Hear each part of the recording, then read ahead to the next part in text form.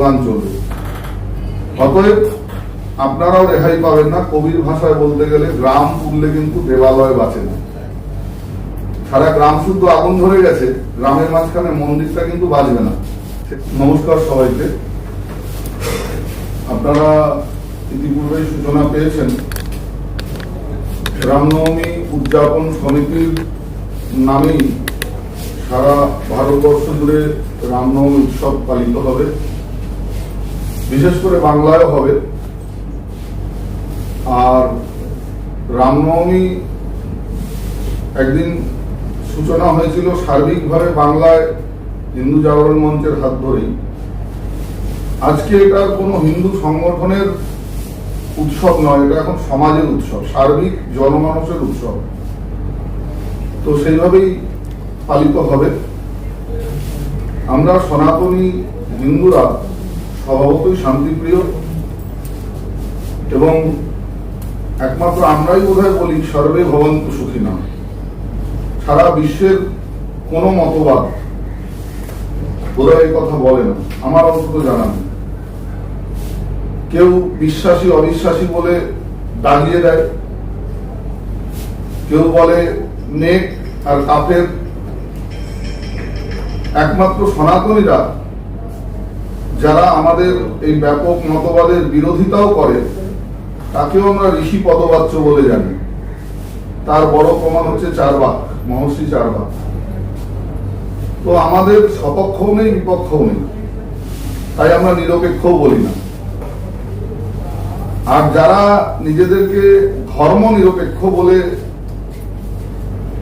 এত প্রচার প্রসার করেন, আপনাদের মাধ্যমে একটা প্রশ্ন তাদেরকে আপনারা করবেন যে আপনারা নিজেদেরকে ধর্ম নিরপেক্ষ বলেন, তাহলে সংখ্যালঘু আর সংখ্যাগুরুটা বিচার করেন কি ভিত্তিতে? ধর্মের ভিত্তিতেই। তাহলে ধর্ম মানেন, তাহলে নেকি ধর্ম নিরপেক্ষতার মানেটা কি? শুধুমাত্র ভোট ব্যাংক? সারাদিন পেট ভরে খেয়ে দিয়ে আমি ইফতার পার্টি জয়েন করলাম কোন একটা বিশেষ সমুদায়কে খুশি করার জন্য, এটা তো হতে পারে না।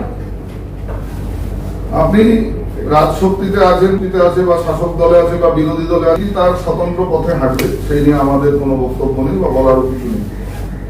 কিন্তু নেকিটা কেন হয়? একটা স্বচ্ছ দিক থাকুক তার। আর রামনবমী যেসব স্পর্শকাতর জায়গাগুলো আমরা চিহ্নিত করেছি, সেই দিকে আমরা প্রশাসনের দৃষ্টি আকর্ষণ অবশ্যই করেওছি।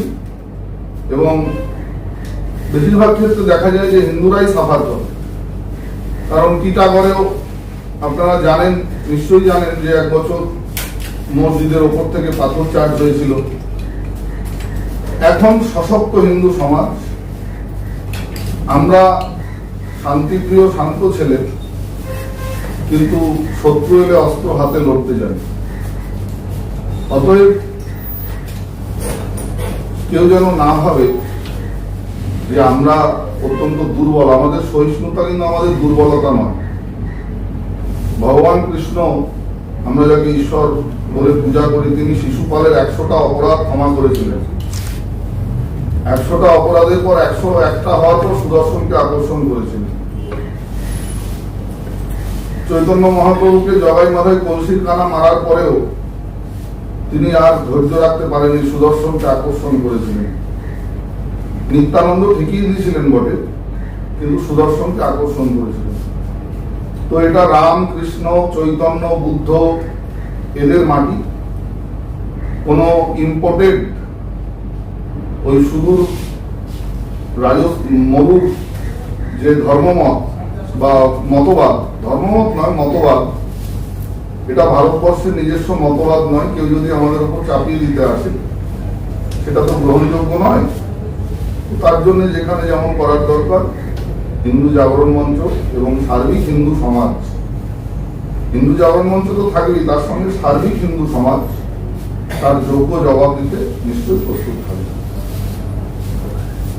সঞ্জয়দার কাছে আমার একটা প্রশ্ন, যে নীতি সংগ্রহ বা প্রচার, এই 6 এপ্রিলের প্রচার ইত্যাদি কোথাও গিয়ে আপনারা প্রশাসনিক বাধার সম্মুখীন হচ্ছেন বাংলা জুড়ে? না, সেইভাবে আমাদের নিধি সংগ্রহের কোনো ইয়ে নেই, ব্যবস্থা সেভাবে নেই।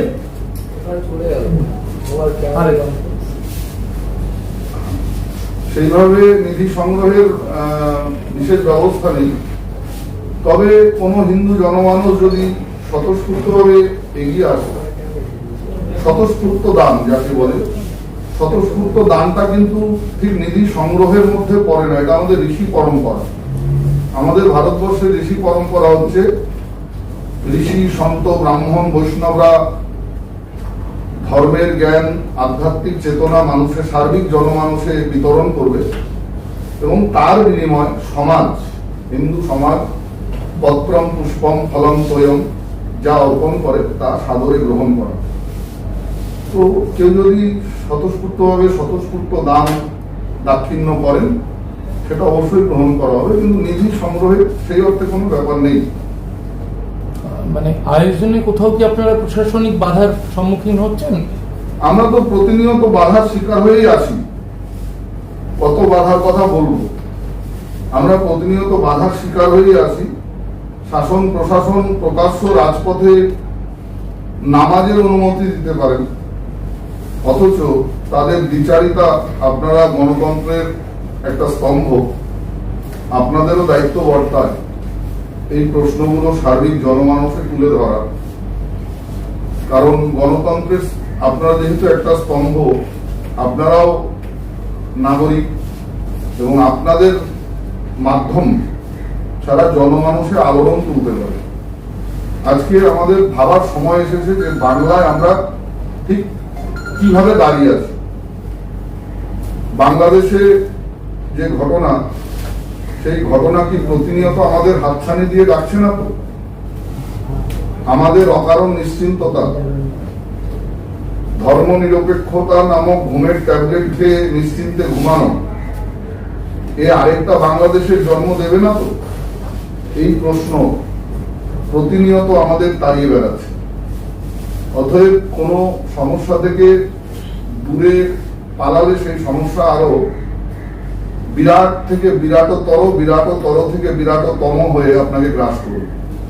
ছাতি সোজা করে সেই সমস্যার সম্মুখীন হতে হবে বা সমাধান সূত্র খুঁজতে হবে।